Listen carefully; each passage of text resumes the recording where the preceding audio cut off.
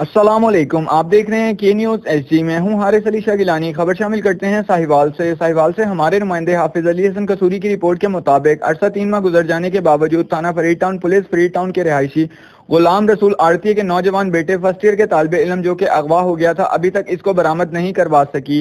इस सिलसिला में लवाहिकीन ने अदालत से इंसाफ के लिए रुजू किया, जिस पर अदालत की तरफ से हुक्म मिलने पर थाना फरीद टाउन पुलिस ने शादमन टाउन में अगवाकारों के घर पर छापा मारकर जो कि नाकाम रहा।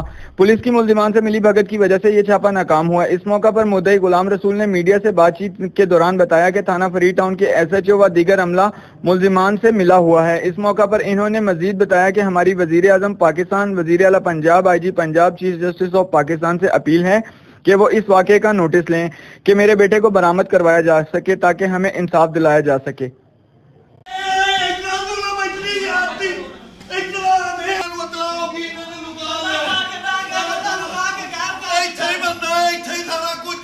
और लुट लिया मैनू